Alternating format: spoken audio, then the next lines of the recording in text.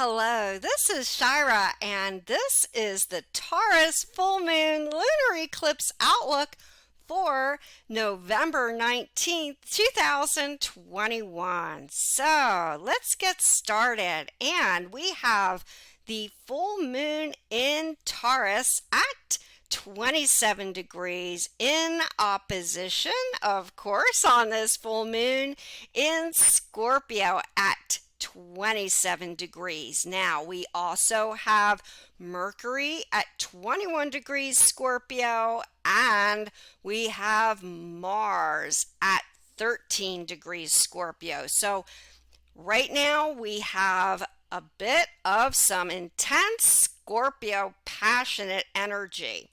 However, this will fall into a T-square with Jupiter at 24 degrees Aquarius and the moon at 27 degrees of Taurus, a full fixed sign T-square.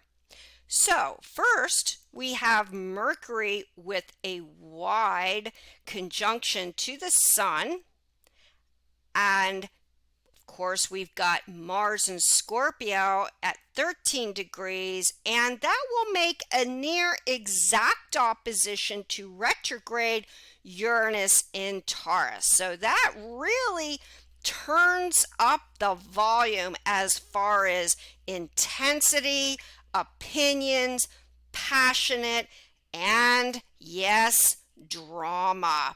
And especially with Mars in opposition to retrograde Uranus, we will have to expect the unexpected.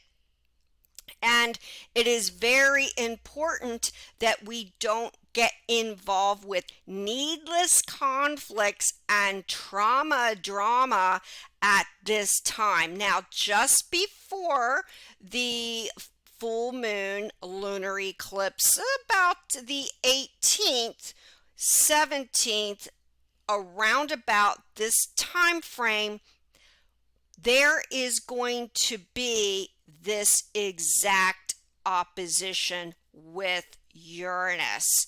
So if we can keep our cool, because we also will have an applying on the next day, the full moon lunar eclipse and full moon in Taurus, which will heighten the emotions. If we can keep our cool and be more level-headed about whatever transpires, that is the key to handling this full moon lunar eclipse. Now, with Jupiter involved, Jupiter is the planet of expansion.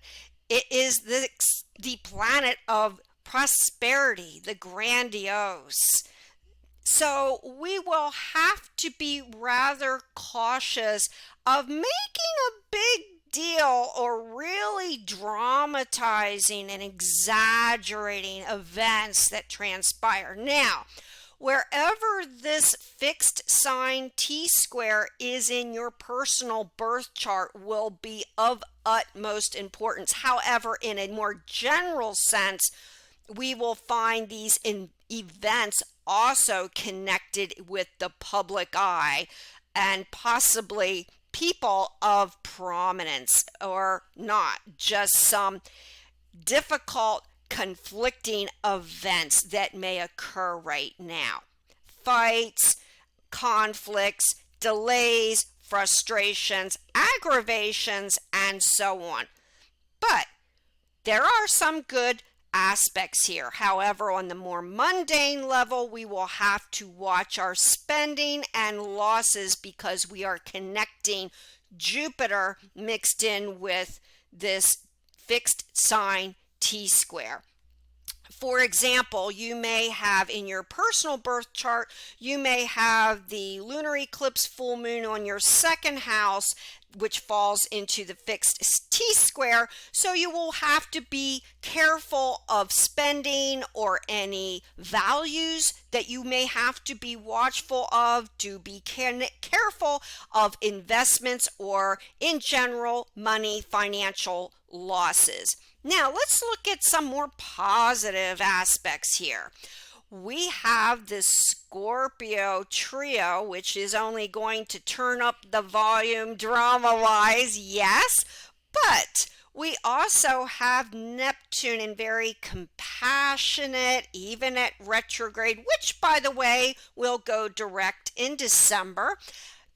Compassionate sign of Pisces at 20 degrees retrograde.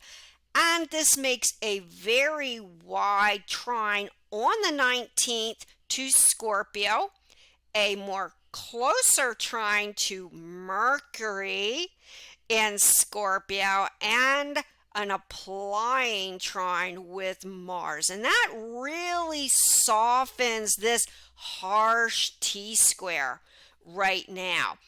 And what do Scorpio and Pisces have in common? Yes, they are water signs, so they are very emotional, which will be connected with some of this frustration at the time.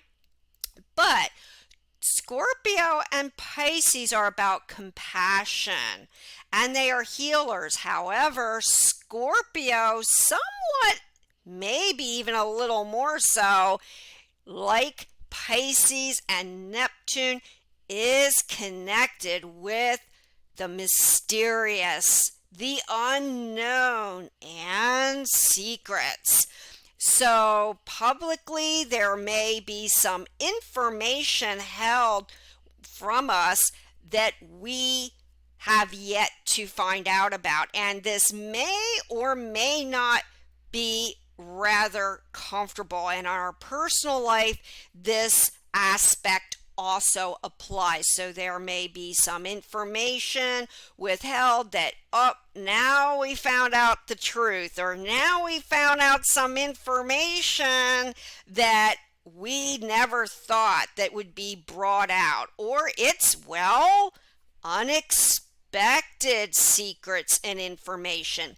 But with the Scorpio Pisces energy, we may feel better equipped to handle whatever we find out or becomes known right now, rather with some sympathy, compassion, kindness for other people, even to ourselves, whatever comes about now. But also, with this healing energy of Scorpio and Pisces, there could also be some medical knowledge that comes about now that's also very beneficial to us.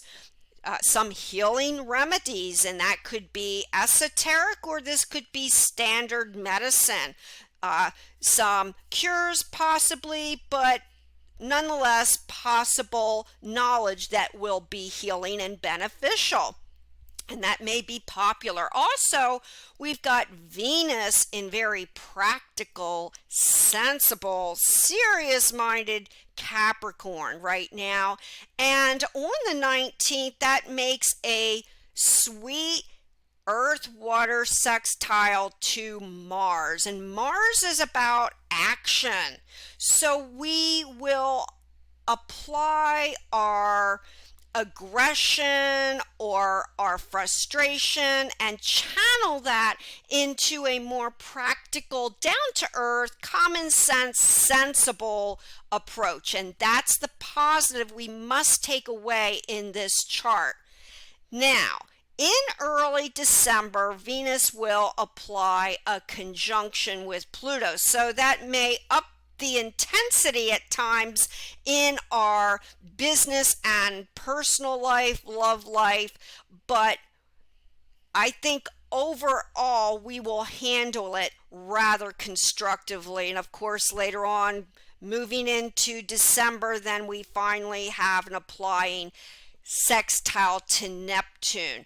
And Pluto is still making a sextile earth water aspect to Neptune. So we're finding some of these connections that are positive, rather beneficial. And this is what we need to look to during this time of chaos. And of course, we also have an exact trine to Uranus with Venus. So anything connected with Venus and Uranus is the strange, the unexpected. But in this case, we have creative Venus at 12 degrees Capricorn with creative, unique, unusual, but strange in a positive way, Uranus and Taurus. So this is a time to express our creativity, no matter how unusual, because depending on where this is in your birth chart, you will be looked to some of your original ideas and creativity, and it will be expressed very attractive through the sign of Venus in Capricorn.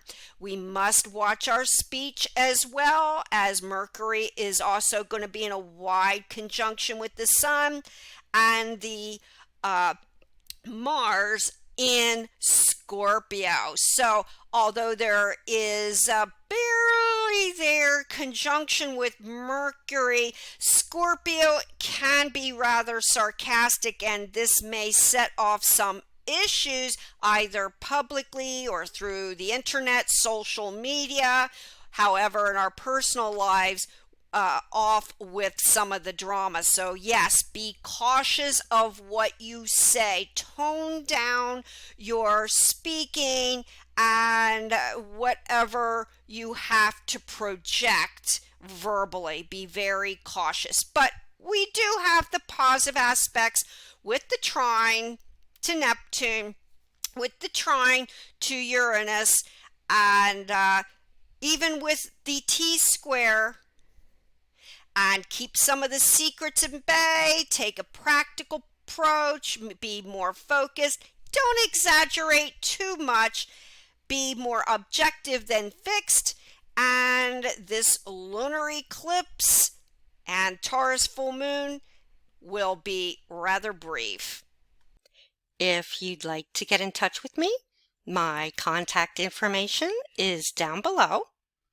I give one-on-one readings and written reports. Please subscribe to this channel and press the bell notification. Until next time, many, many blessings.